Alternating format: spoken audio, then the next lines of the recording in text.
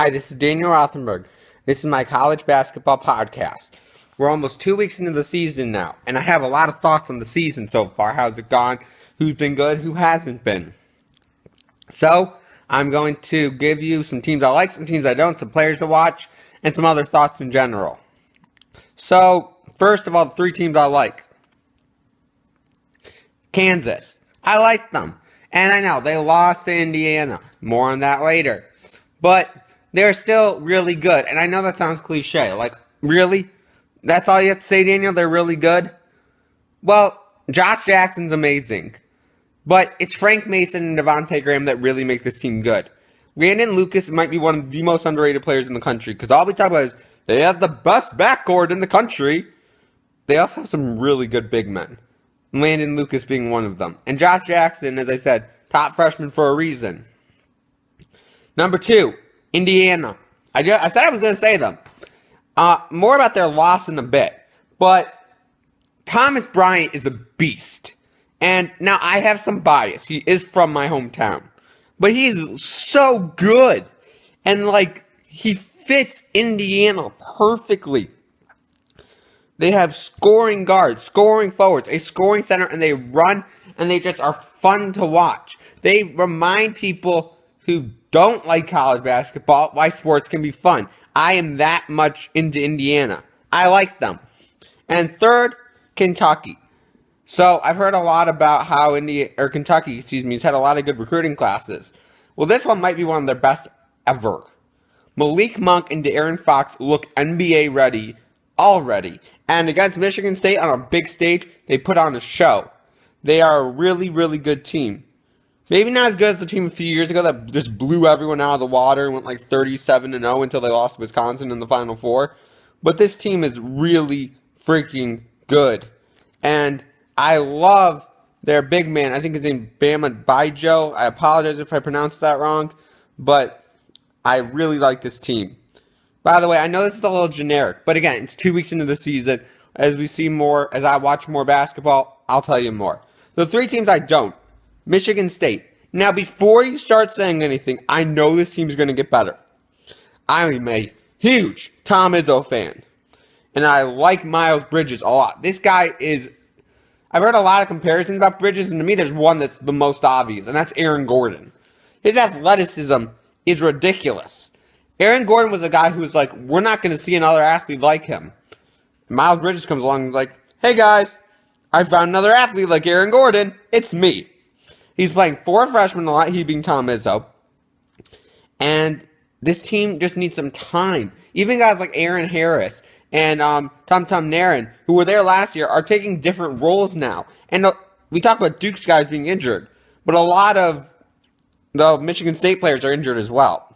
Number 2, Oregon. They just haven't looked good. And I'm a huge Duck fan. I like Chris Boucher. I like Dylan Brooks. But they just have not looked good. It's really as simple as that. And lastly, Syracuse. They lost to South Carolina. I don't have to say anything more. But I will. They also lost to Wisconsin. And I really like this Wisconsin team. But Syracuse just did not look good. And I'll talk more about this guy in a minute, but someone finally found a way to dissect that zone, maybe. So 2 other teams to point out. One would be Duke, and that's the fact that a lot of their players have been hurt. And so, we don't know how good this team is, because they have 3 top freshmen that all aren't playing right now. And second is Wisconsin, who I just mentioned. They looked really good over Syracuse. Oh, and a third team to mention is Baylor, by the way. They have looked fantastic. They beat Oregon. They beat Michigan State. They look really good. All right. A player to watch, Nigel Hayes, forward of Wisconsin. Now, he's been doing a lot with, student rights and stuff. And I really, really, as a community justice person, appreciate that. But I'm just talking about his basketball skills right now. This guy looked like Magic Johnson for me. And people are going to say that's a high comparison. And I'm going to say, whoa. I'm not saying he's Magic Johnson.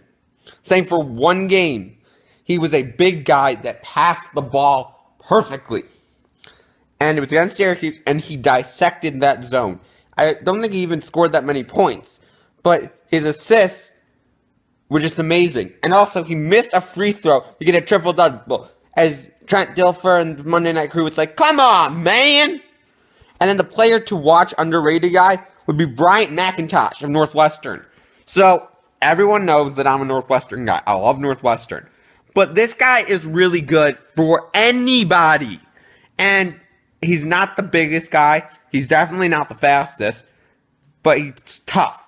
And he plays Northwestern style. And he fits Chris Collins' game. And Northwestern has looked really good. They beat Texas. They did lose to Butler. And they lost to Notre Dame. But they did, as I said, they beat Texas. And they beat Wake Forest in a really nice performance on Monday night. Okay, now I have like 6 other things that I want to talk about. Yvonne Rabb, where are you? You came back to Cal, and I haven't heard of you since. It's crazy. Come on, man. Get out there. And Dennis Smith Jr., I heard about you being a top draft pick, but I watched the NC State highlights, and all I hear is Dennis Smith is not doing that much. So, one loss does not make a team. North Carolina lost on, I believe it was Wednesday night, against Thomas Bryant in Indiana. And everyone's like, oh my goodness, North Carolina lost. And it's like, this isn't college football, people. This is college basketball, where lots of teams make the tournament. Carolina will be fine, and so will Indiana. Speaking of Indiana, it is ridiculous how few teams have true road games in the non-conference. And then how you have these small teams playing like 11 road games in the non-conference. It's like, what the heck? They need to have road games, and it really does make a big deal. Alright, I'm from Rochester, for example. So, I can't go and see the big teams. So they used to have St. Bonaventure play a game here. It used to be against big teams like NC State. And it was really cool. Virginia Tech was here 1 year or two. I think West Virginia was here 1 year. Now it's just against like a team from conference, which is cool, but it's not as cool. And also, I want to give a lot of credit to Indiana. I know they lost to Fort Wayne, but the fact that they went on the road and played Fort Wayne, and they didn't make any excuses when they lost, and they literally basically said Fort Wayne beat us, I really commend Tom Crean and his team for that. Because they could have been like, well, you know, it was right near Thanksgiving. We shouldn't have had to go on the road. Why would we want to go on the road? We're the Indiana University. Fort Wayne should be begging to come to Assembly Hall. No, they shouldn't.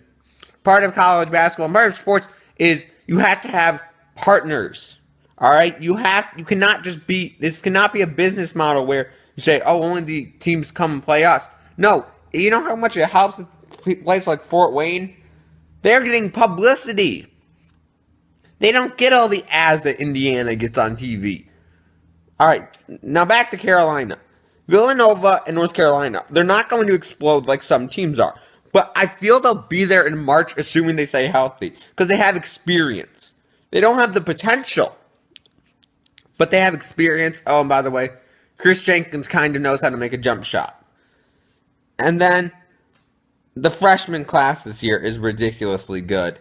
It just is. And there are so many good players. The one, as I said, that stands out to me is De'Aaron Fox of Kentucky. But Miles Bridges, there's the guy at Washington, and then there's Ball at UCLA as well. And then lastly, let's get the fans involved more. Have the fans vote on some non-conference games that they actually want to see. Oh, one more thing about the true road games before I go, by the way. Michigan State lost 4 games, and only one of them was on the road.